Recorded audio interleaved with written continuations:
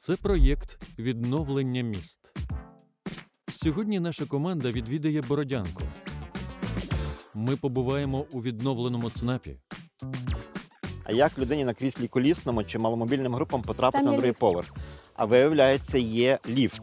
Я на ньому, правда, ні разу не їздила, кажу вам чесно. А давайте, можливо, перевіримо, чи він працює? Подивимося на адаптивну відбудову пошкодженого ліцею за підтримки Литви. Я собі зразу так от уявляю, що це школа, я заходжу, і мене тут зустрічають друзі.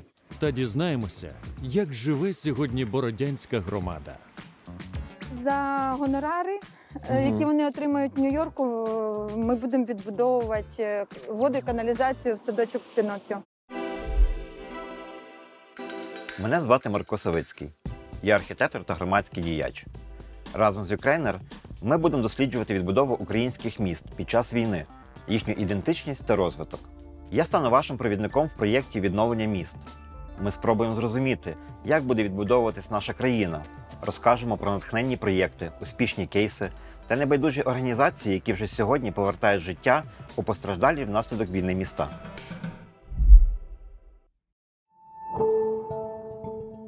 Селище Бородянка розташовано за 50 кілометрів на північ від столиці. У 2022 році Бородянка стала на шляху загарбників до Києва. В березні місто було в окупації. Ми пам'ятаємо Бородянку за такими символами стійкості, як керамічним півником та розстріляним пам'ятником Шевченку. Сьогодні Бородянка активно відновлюється. Ці історії відновлення ми вам сьогодні розповімо. Це Бородянський ліцей номер 1. До вторгнення тут навчалося близько 500 дітей. Під час окупації установа постраждала від обстрілів майже на 80%. Сьогодні освітній заклад відновлений та готовий приймати учнів. Відбудову ліцею за сучасним проєктом реалізував литовський уряд. Доброго дня. Мене звати Марко. Ми розповідаємо про успішні проекти відновлення інфраструктурних об'єктів в Україні. І оцей Бородянський ліцей, який за нашою спиною, він нам цікавий тим, що це один з небагатьох об'єктів, повністю ініційований з реконструкції, відбудови нашими партнерами, друзями Литви, урядом Литви. Тобто це такий кейс, який буде цікавий іншим громадам, які не знають, з чого почати співпрацю з партнерами закордонними. Як комерційний аташе Литовської Республіки, Томас Матулявічус координував проєкти відновлення у Бородянці та співпрацював з місцевою владою. Міністерство економіки та інновацій Литви реалізує у селищі 3 проєкти. Це модульний табір для переселенців, технічне забезпечення та благоустрій відбудованого американською фундацією Хоуп дитячого садочка та відновлення литовсько-українського ліцею. Школа була зруйнована. Так. Вона вигоріла. Це школа радянського зразка, там якийсь типовий проект. Коли ви підходили до процесу проєктування, я усвідомлюю, що ви розуміли, що школа не просто має бути відремонтована, це не капремонт. Тобто, дивлячись на ті якісь зміни, які тут є, це не про капітальний ремонт йшлось.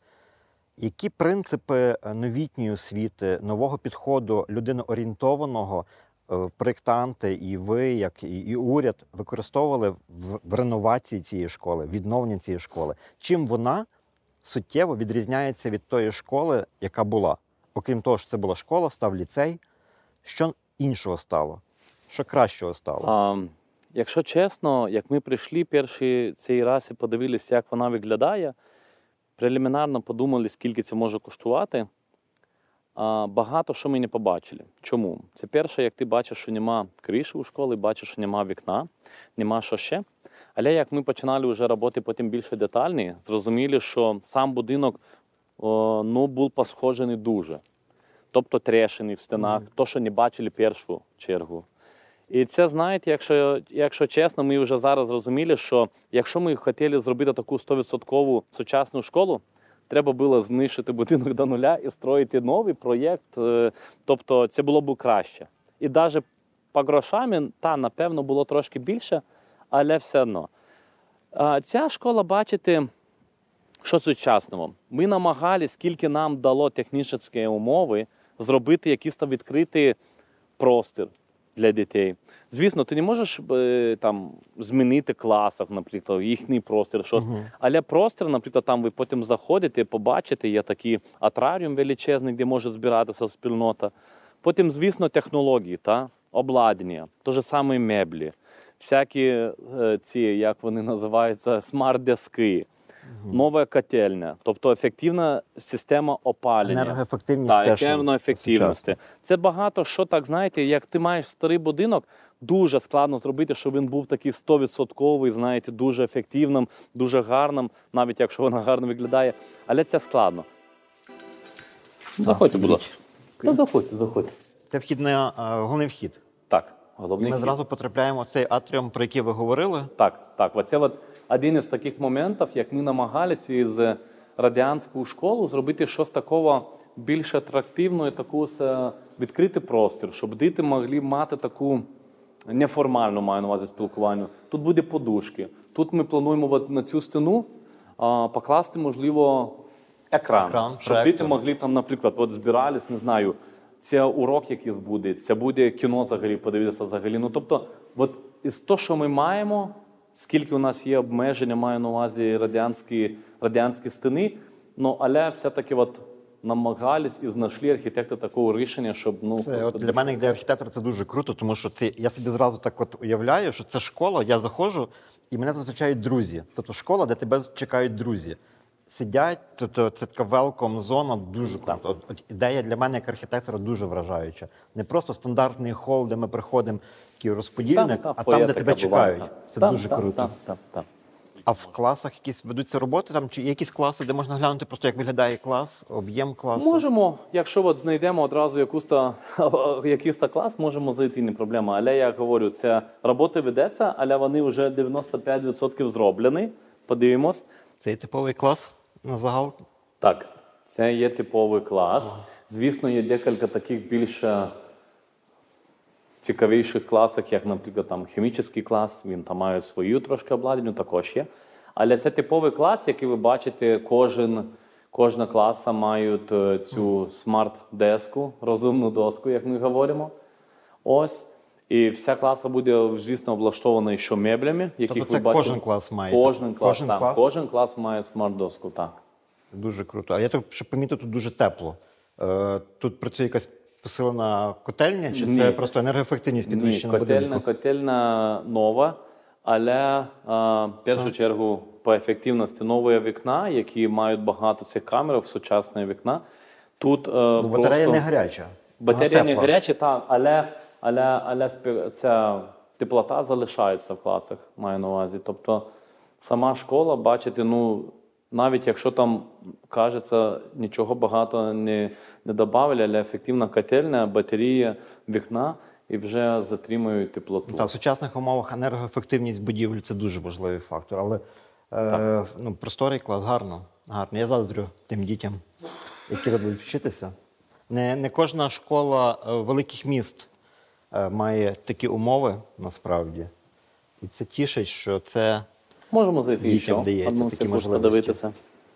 Дуже цікаво, є декілька фотків, які залишились одразу після вторгнення, як було тут, які тут на першому поверхі, я до сих пір тут пам'ятаю, напевно, ця стіна була графіті намальована російських солдатів, було написано, якщо не помиляюсь, Росія, мать моя, чи щось. Ось тут на вся стіна. Є фото, і ми обов'язково будемо цих фото показувати, як було і як трапилось. Нам, литовцям, це школа або відбудування, або допомога в Україну – це не тільки проєкт, не тільки будування, не тільки стіни, як ми говоримо. Так? Маю на увазі, що діти в минулому році із Бородянки їхали, 3 табори були, вони грали в футбол, іми займалися. Учителі із Бородянки, не тільки з цієї школи, також їхали в Литву, поспілкувалися, познайомились, подружились з нашими іншими школами в Литві і до сих пір мають переписки, говорять, міняються інформації, розумієте? Тобто будувати стіни – це одне, а займатися моральним таким спектром, який дуже важливий також. Щоб не тільки, знаєте, були, як ви говорите, там переріжки і кустострижки, нам це дуже близько, і ми це робимо тому, що ми віримо.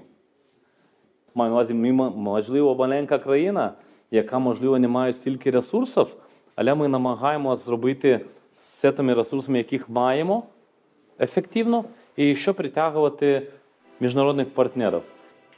Тут головний вхід в спортзал.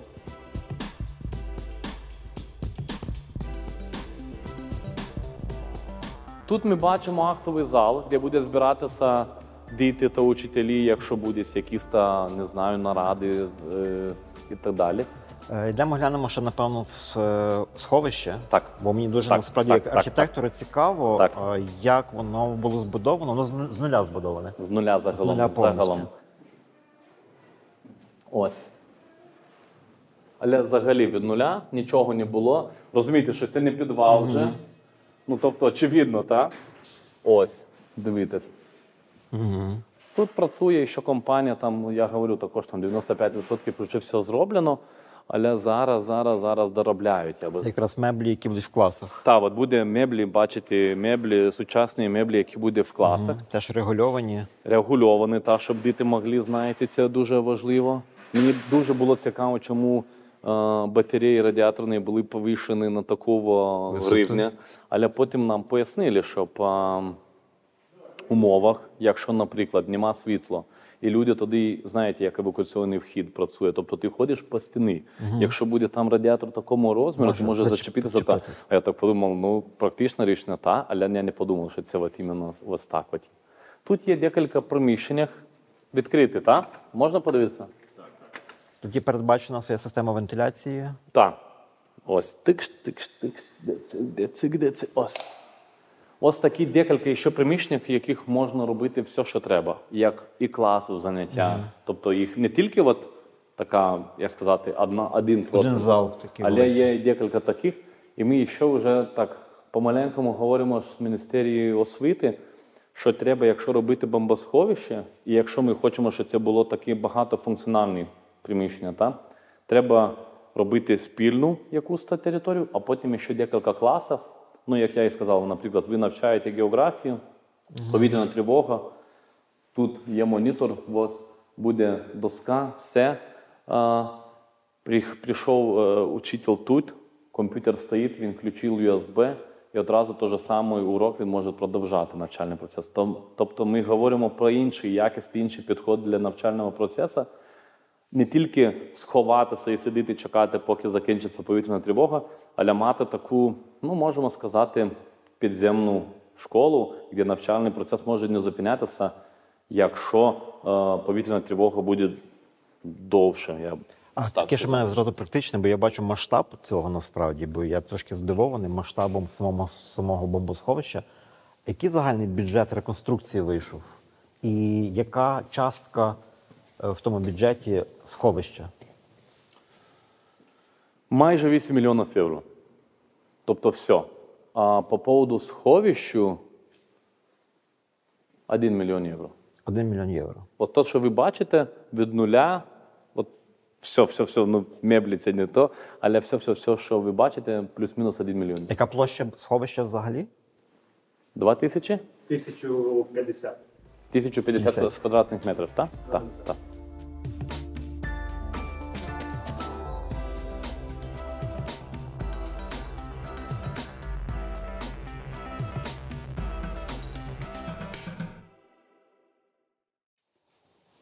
Ну, насправді, я думаю, що трошки дорожче буде. Тому що якщо 1 мільйон з 8 мільйонів, це там плюс-мінус 15% вартості інвестицій, це не є дуже вже багато, це не в половину здорожчає будівництво, це прийнятні такі цифри, тим більше, що йдеться про безпеку дітей і людей. Це ті речі, над якими ми не можемо економити. І я абсолютно погоджуюсь, коли це неправильно просто говорити, чіпляти таблички на будь-які підвали і казати, що це укриття. Це проблема, з якою ми мусимо з точки зору архітектурної відбудови працювати. І цей кейс ліцею, він реально є цікавим тим, що тут не адаптовані підвали під сховище, а зроблене своє, абсолютно нове. І це про безпеку. Оце якраз і є про безпеку. Так, і плюс є в тому, що навіть якщо це є радянська школа, так? Тобто, от це є приклад, перший приклад, кажемо так, що можна зробити новою, та, от ви говорите, це не про грошей. Навіть якщо це буде 1,5 мільйона євро. Але навіть під старі школи, під архітектурою старої школи, та, можна адаптувати. Та майже зробити. кожна школа має подвір'я, тобто над нами немає Так. приміщень, І це там, подвір'я. я говорю, як все буде вже зроблено благоустрою, тобто нічого не буде видно. Там пару таких бежах є, які тобто, показують, що там є вентиляційна шахта, але сам двір, там буде бруківка, все буде гарненько всередину. І тобто ти нічого не втрачаєш. Ти можеш цю бомбосховище таку побудувати під стадіоном, якщо тобі треба.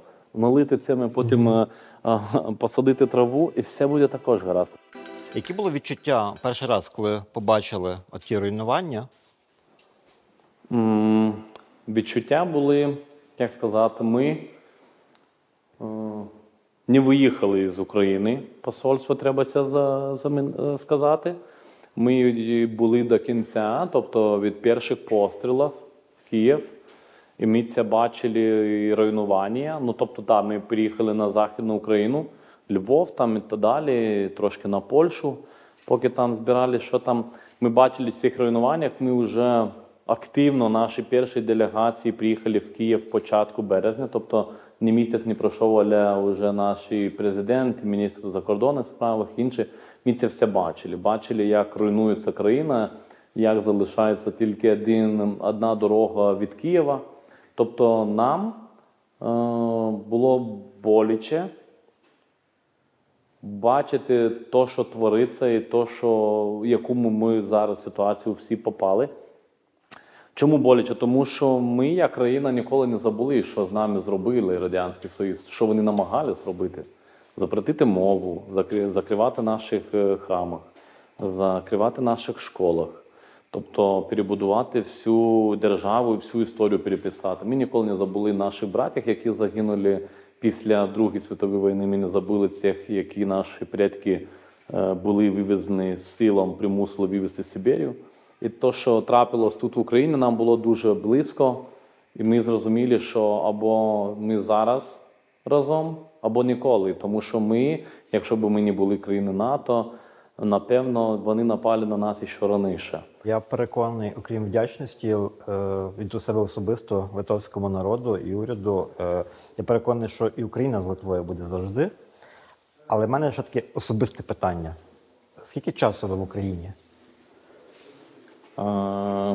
Від 2019 року, там, кінця літом я приїхав там. Всього-навсього 4,5 роки. Ну, вже 4,5 роки. Де ви вчили мову? Нігде. Навчався автоматично. Просто попросив своїх друзів, своїх партнерів, своїх там співробітників, які ми спрацювали, щоб зі мною розмовляли українською мовою. Це був свідомий вибір? Свідомий вибір, свідоме розуміння? Так. Я працював до повномасштабки, працював як військовий тут, а потім трошки змінилося все. І так вийшло, що було просто зручно, я думаю, спілкуватися. Я знаю російську мову, знаю англійську, знаю ще декілька мов, але російською мовою намагалися тільки спілкуватися тоді, коли вже не було яких там, розумієте, до повномасштабної війни багато хто не спілкувався українською мовою, але все одно я просив, щоб було так, я хотів просто навчатися. Дуже вам дякую за вашу допомогу, за вашу позицію. Дякую за все. Якщо можна, я... Будь ласка. Дякую.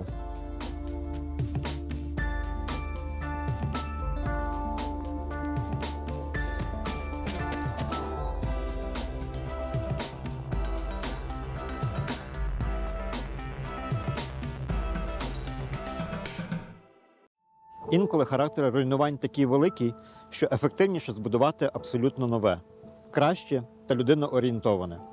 Таким прикладом є ЦНАП в Бородянці. Будівля, в якій раніше був розташований Бородянський центр надання адміністративних послуг, була знищена під ворожими обстрілами. Як важливу складову функціонування громади, ЦНАП почали відновлювати вже в жовтні 2022 року. Обрали використовувати сучасні модульні конструкції, адже в такий спосіб можна пришвидшити будівництво. За планом, будівля мала бути готова за 2 місяці.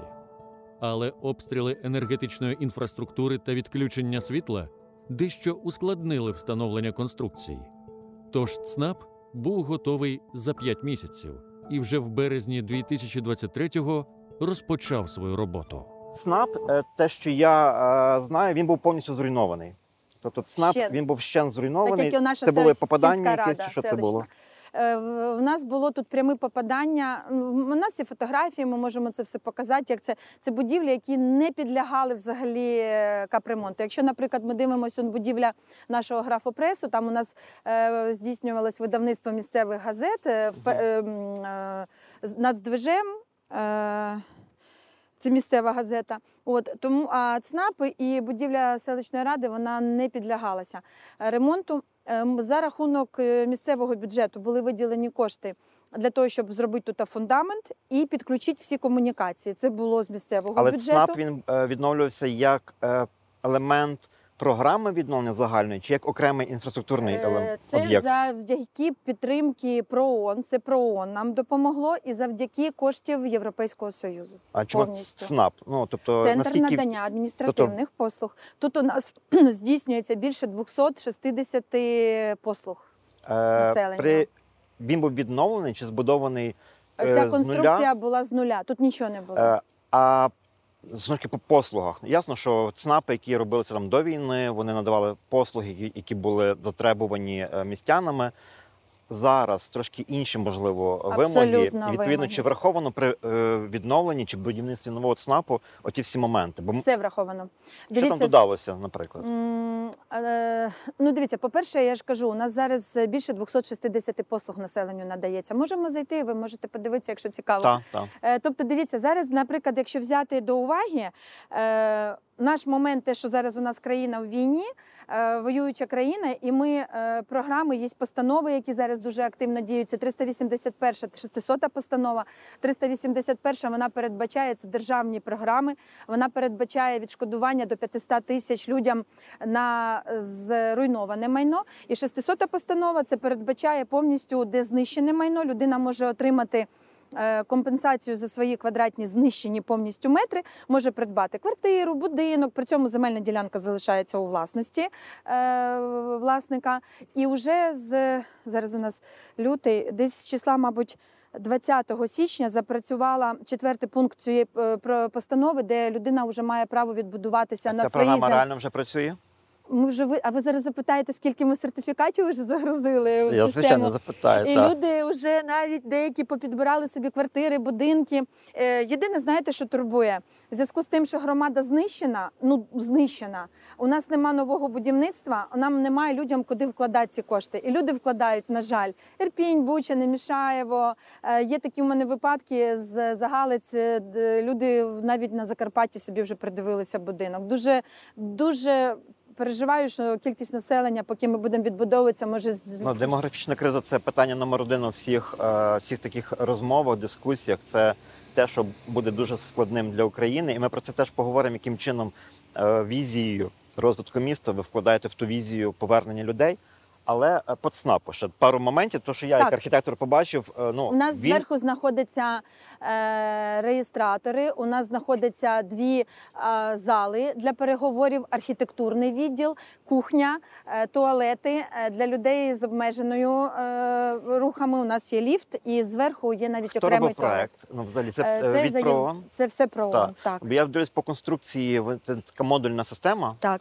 Це було продиктовано швидкістю будівництва, чи бюджетом? Швидкість, чи що це було? це тепло, це дуже зручно і дуже швидко, реально. Ми тоді потребували, розумієте, можна модульне містечко, можливо, як ви будете, у вас сьогодні час, ви приїдете на модульне містечко. Що було потрібно? Людям потрібно було дах над головою, якесь елементарне харчування і, звичайно, послуги. Це в першу чергу. У людей було втрачено дуже багато документів. Всього. Щось згоріло, щось, реально тоді були дуже важкі часи. 22-й рік це був дуже-дуже важкий час. Це мешканка мого округу. Це наша Світлана Станіславівна. Вона у нас начальник ЦНАПу. Світлана Станіславівна, скільки послуг ми сьогодні надаємо? 285. Бачите, я сказала більше 260, Послуг. навіть я. Різних послуг. Так, різних послуг. Ви були керівником ЦНАПу попереднього, який був зруйнований? Чи ви тут працюєте в ЦНАПі старому? Ви працювали? Так. Були керівником теж? Вона його створювала. А наскільки збільшились послуг? Тобто наскільки змінилася взагалі Майже на робота? 150. Ого. Війна внесла свої корективи, Внесла. на жаль. Центр надання адміністративних послуг сучасно обладнаний.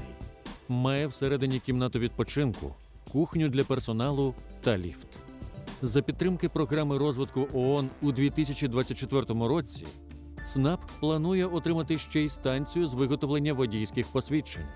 Громаду хочуть забезпечити усіма адміністративними послугами, щоб мешканці могли отримати їх на місці.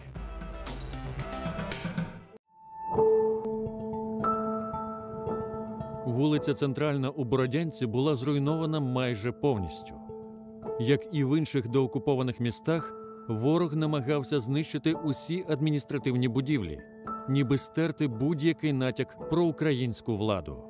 Центр зайнятості, селищна рада, будівля суду – майже всі споруди були або повністю, або частково розбиті.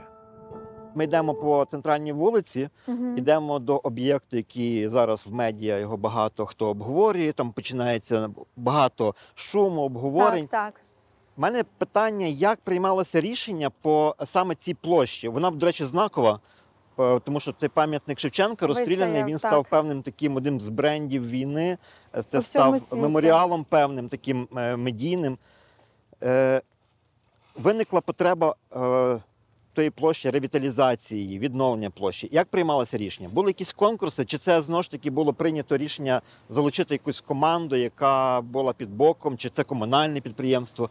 Розкажіть трошки про оцей момент прийняття рішення по тій площі. Чому саме її треба вже робити? І як приймалось рішення про створення того проєкту, який багато хто знає? Дивіться, в 23-му році у нас було дуже багато ідей стосовно того, що ми хотіли залучити всяких різних міжнародних проєктантів і інженерів і так далі. Але, на жаль, спочатку ми розіслали, по-моєму, більше 100 запрошень. У нас було десь біля 7 відгуків. І, в принципі, далі цього всього це не пішло. Зараз не одна компанія нам робить пропозицію, декілька компаній. Ми зустрічалися вже з двома компаніями, які проєктують, і обидві мають видати по декілька варіантів рішень. Але розумієте, що в чому суть? Тут багато чого потрібно поєднати. По-перше, велика площа земельної ділянки, сама площа перед будинком культури, де стоїть сам пам'ятник. Якщо ви подивитесь і ми врахуємо всю житлову забудову, багатоповерхівки я маю на увазі, то напроти площі Шевченка буде тільки дві нового будівництва, багатоповерхівки, в яких буде під ними укриття. Перепрошую, вибачте. Добрий день. Добрий день. Якщо ви до мене, я скоро буду. От. І тому сьогоднішня вимога така, що нам потрібні повноцінні укриття. Якщо ми зараз подивимося, то по обидві сторони від площі Шевченка у нас є будинки багатоповерхові, в яких неможливо станом на сьогодні вже зробити укриття, тому що вони йдуть під капремонт, і ми з вами розуміємо, що підвальне приміщення – це ні про що. Я сама сиділа в підвалі, це не укриття. Тому виникла ідея подвійного призначення укриття зробити саме під площею Шевченка. Це буде в мирний час, це буде парковка, хоча це дуже дорого для громади буде, ми вже прораховуємо, можливо, буде дуже дорого в утриманні. І так само це має бути укриття, тому що ми маємо в радіусі 500 метрів забезпечити людям безпечний перебування під час якоїсь небезпеки. А плюс ураховуйте, що в нас приватний сектор. Ну, опять, знову ж таки кажу, дуже багато поверхівок. Це Велика 2, 4, Паркова 1, 3, Паркова 5, 7, 9, там багато, зараз ви побачите. І тому ідеї постійно виникають і постійно змінюються. У мене, наприклад, знаєте, яка така в мене... Добрий день, четвер, здрасте. У мене така ідея, я дуже хочу, щоб на площі, на будинку культури була хоча б частинка експлуатованої покрівлі. Що таке будинок культури? Це там, де постійно займаються дітки. І я кажу, от ви уявляєте, там, чи зранку, чи ввечері, немає значення коли. Навіть той самою йогою об 11 ранку, або там, я не знаю, в 7 вечора займатися йогою зверху на даху будинку культури. По-перше, тут дуже гарний краєвид. Висотність будинку така, що дуже гарно видно. В нас ліса, річка. Ну, це моя мрія, поки вона не знайшла підтримки в проєктантів, тому що це трошки дорого. Ви 3 місяці як виконуючий обов'язки голови чи голова вже? Виконуючий Виконуючий обов'язки голови. От отримавши оцей спадок і почавши роботу, чи є якісь, ну, давайте так сформулюємо 3 кроки, які би ви сформулювали як певний приклад або певна настанова для громад, для голів інших громад, для містян, з чого треба почати? Тому що тут і комунальні в нас інфраструктура зруйнована, житлові будинки зруйновані об'єкти теж комунального господарства. От ви прийшли в кабінет, будучи навіть і депутатом, а з чого почати? Як розгрібати Авдіївські конюшні і з чого почати відновлення? Саме от, на прикладі нашої громади можу сказати, що у нас саме велика проблема була, що ми не могли рухатися. Це те, що в нас не були упорядочені земельні ділянки. В нас жодна земельна ділянка не була розроблена під прибудинковою територією. А ви розумієте, що проєктувати без земельної ділянки неможливо. Тому перше, упорядочуємо землю. Немаловажно, потрібно зрозуміти, що згідно новим нормам ДБН ми маємо проєктувати на прибудинкових територіях парковки, зелену зону, дитячі майданчики, обов'язково інклюзивні якісь моменти. Тому це потрібно враховувати при формуванні земельної ділянки. Тому що, я вам скажу чесно, ми в грудні місяці виправляли той самий 359-й будинок, коли ми почали вже будинок накладати на існуючу затверджену земельну ділянку, а він не лягає по новим нормам ДБН. Тому що кількість паркомісць має бути там певна, потім зона зелена має бути теж певна, майданчик і так далі. І нам прийшлося приєднувати ще одну земельну ділянку, збільшувати площу наявної, і тільки таким чином ми змогли положити будинок уже згідно новим нормам ДБН. Тому земельні ділянки – це найперше, на що потрібно звернути увагу. І у нас, наприклад, проблема в тому, що у нас немає на папері, де викладено, як у нас ідуть мережі, які були у нас до війни. На жаль, те, що робилось в Радянському Союзі, як воно робилося, я не знаю, але на папері цього немає. І зараз для того, щоб спроєктувати нові мережі, ну, це досить об'ємний шмат роботи. Тобто величезна інвентаризація проходить всього? Це величезна інвентаризація всього, але коли ти не маєш фахівця в штаті, не маєш коштів достатньо, це приходиться робити в ручному режимі, і тому це дуже тяжко. І третій момент, ну, звичайно, це проєктування, тому що дивіться, у нас практично в кожному будинку іде або коригування проєкту. Чому це відбувається? Коли ми починали проєктувати перші 4 будинки, ось, наприклад, Семашко-2, це Юнайтед 24. Перші 4 будинки, які попали під програму Юнайтед 24, це був цей будинок, 367А, 425А і 306. І це було початок 23-го року, це був січень місяць. Дуже багато людей ще не було вдома. Не було, да й по сьогоднішній день не всі люди повернулися. Не було можливості комісійно обстежувати кожну квартиру і на кожну квартиру видати детальний акт пошкоджень. І зараз, коли люди повертаються, виявляється, а в того стіна тріснута, а в того взагалі вона шатається, а в того, виявляється, котел розмерся ще. І ми до сих пір докориговуємо проекти. І це все гальмує. Тому іншим громадам я б порадила дуже детально, от з приводу оцих 3 моментів, я, головний архітектор, ми можемо дати детальну розмову, щоб люди не допускалися таких помилок, як ми. Тому що держава роз'яснень на той час не давала, і нам було дуже складно. Ми самі набивали шишки на лобі, але з власного досвіду, ну, зараз ми виправляємося. Відбудова житлових будинків, адміністративних споруд, відновлення інфраструктури загалом – це необхідні кроки для повернення громади до життя. Сучасний ЦНАП – це не просто красива споруда. Це надія, що люди будуть повертатися до Бородянки та планувати своє життя тут.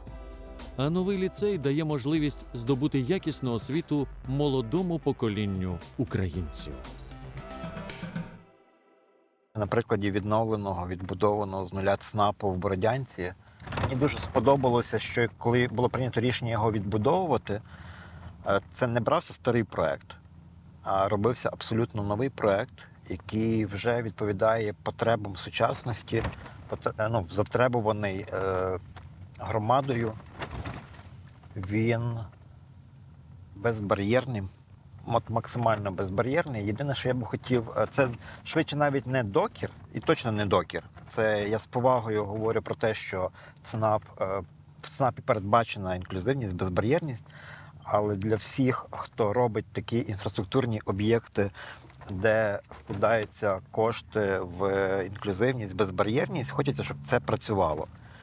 А як людині на кріслі колісному чи маломобільним групам потрапити Там на є другий ліфт. поверх?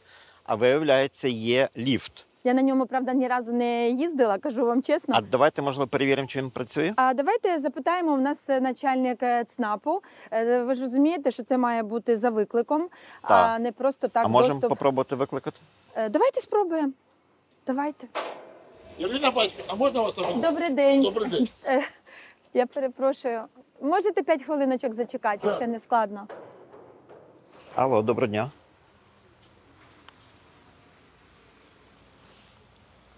Доброго дня, алло. Десь, може, треба щось натискати? Так, кнопка має. Нема гудочки ще. Ну, але ліфт є, це добре вже. Да, ми зараз запитаємо запитаємося, отця. чи він- Да, можливо, я вам чесно скажу, Мгм. не знаю навіть, як їм користуватися. Маю велику надію, що після нашого сьогоднішнього інтерв'ю цей ліфт буде працювати так, як має працювати. Незважаючи на те, що навіть одна людина там колись ним скористається, українці заслуговують на те, щоб навіть одна людина могла скористатися послугами ЦНАПу в повному об'ємі. І не лише послугами, тому що ми забуваємо дуже часто, що безбар'єрність це не лише про здобування певних послуг, а це про можливості, знову ж таки, роботи в ЦНАПі. Є на другому поверсі архітектурний відділ. Це може бути людина на кріслі колісному, архітектор, який має мати можливість працювати в цьому департаменті. Але на загал дуже класно, є пандус, безбар'єрна доступність. Також дуже приємно було відкритість в діалозі з пані Іриною, головою Бородянки, в якої реально в очах горить та візія, бачення якогось розвитку міста. Мені дуже подобається, що залучається молодь, тому що ми відновлюємо міста не тільки для себе, для старшого, але й для молоді, і варто прислуховуватися. Коли я думаю, якою буде моя Бородянка, наша Бородянка, я завжди кажу, що я б не хотіла, щоб це було дуже, знаєте, таке шумне місто. Я б хотіла, щоб воно було компактне, де можна на одній вулиці отримати, як поїсти смачного морозива, посидіти в парку, так і отримати будь-яку послугу. І якщо чесно, до кінця, буду відверта, я ще до кінця ще не знаю, яка буде Бородянка. Я собі ще до кінця не намалювала. Це потрібно, це не тільки моє бачення має бути. Це моє бачення, ми в суботу зустрічалися з молодіжним парламентом Бородянки. Є такий парламент. Створений недавно. Молодіжний парламент Ірпеня тегнув молодь Бородянки і запросили їх до створення молодіжного парламенту Бородянки. І знаєте, що я вам скажу? Ми поспілкувалися, ми розраховували на півгодинки 40 хвилин, ми спілкувалися 2 години з дітьми. Я прийшла до висновку, що в нас неймовірно круті діти. По-перше, вони хочуть брати участь у розробці проєктів все, що стосується спорту, все, що стосується там школи мистецтв і так далі. У них мрія сьогодні, як можна більше дітей залучати до спорту. Це, я не знаю, мені здається, що це дуже великий рівень. І саме, як би не тяжко було, але війна цьому спонукала, тому що багато хто з дітей побачив сьогодні Європу, як живе Європа. І мені подобається, що громада не чекає лише від влади якихось рішень, а сама ініціює дуже багато речей. Ініціює причому, що з низів, коли містяни самі йдуть до керівництва селища з якимись пропозиціями, шукають фінанси на реалізацію тих ідей. У нас є дуже крута ідея, виникла вона в одного з мешканців нашої Бородянки. Він сюди запросив хор вірьовки. Вони зараз поїхали, не зараз, 20 числа. Вони їдуть в турне по Америці в 4 міста: Чикаго, Нью-Йорк і ще 2 міста.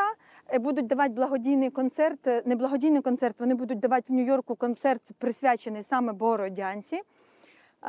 І за гонорари, які вони отримають в Нью-Йорку, ми будемо відбудовувати воду і каналізацію в садочок Піноккіо. По Бородянському ліцею номер 1 взагалі там, чесно кажучи, трошки багато думок і багато розпирає емоцій. Це емоції вдячності Литві за таку підтримку, не показову, не якусь таку поверхневу, а дуже глибоку і дуже цивілізаційну.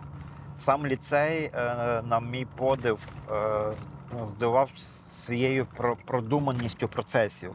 Тобто люди, які робили проект, вони знову ж таки думали не про освоєння коштів, а думали про людей, про дітей, які там будуть вчитися. Цей проект насправді є дуже хорошим прикладом і дуже хорошим таким вказівником, куди треба рухатися тим проєктантам чи тим громадам, які хочуть відновити освітні заклади, тому що там передбачено дуже багато нових цікавих елементів. Наприклад, навіть те, як ми заходили, оця велком-зона та вхідна група, це не стара радянська система, де кожна школа це виглядало як якийсь концтабір, де ти проходив через вахтера, охоронця, маленький зажатий тамбур, де тебе перевіряли, де все було під чітким контролем. Тут ти приходиш як до себе в сім'ю, і ці лави, які там терасами влаштовані, вони дають відчуття, що ти прийшов і тебе зустрічають твої друзі. Тобто це, я говорив, що це школа, в якій тебе чекають друзі. І це зовсім інша свідомість, зовсім інші цінності побудови простору. Дуже мене здивувало глибоке розуміння, що сховище, бомбосховище і тимчасове укриття і прихисток – це різні речі. Це те, що завжди є таким каменем спотикання в відновленні архітектурних об'єктів, відновлення інфраструктурних об'єктів, коли просто ремонтують щось, закидають в підвал якісь матраси, пелети, якісь лави роблять і називають це укриттям-сховищем, не усвідомлюючи, що таке сховище може бути ще більш небезпечним при руйнуванні будівлі. Тому що ми в Бородянці побачили, які бувають руйнування. Не завжди правило 2 стін рятує, коли обвалюється вся секція будинку, і від оцього ударного того руйнування, коли весь будинок падає, руйнується і підвальні приміщення. Тобто сховище має бути сховищем.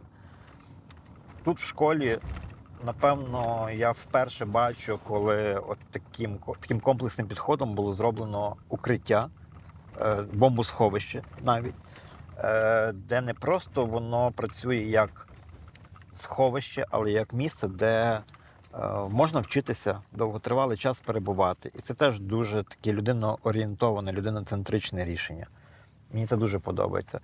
І, можливо, ми говоримо дуже часто про архітектуру, про будівлі, про якісь урбаністичні речі, але ось сьогоднішні наші зустрічі і розмови в Бородянці знову ж таки, як прожектор, підсвітили розуміння того, що відновлення треба починати з людей, і бо воно робиться для людей. Підхід в планувальних рішеннях міст, підхід в вирішенні пріоритетів, що відбудовувати в першу чергу з точки зору інфраструктури. Воно все має базуватися на усвідомленні, для кого ми це робимо, як цим будуть користуватися. Тобто це такий підхід базовий. І тут в Бородянці дуже мені подобається, що є такий підхід, що є план, умовно там план стратегії розвитку міста, і під неї підв'язуються інші структурні об'єкти. Друзі, долучайтеся до нашої спільноти донейтерів на платформі Contribit та підтримуйте Ukraine. Підписуйтеся на наш YouTube канал та діліться випусками в соцмережах, пишіть свої враження від серії та ставте вподобайки.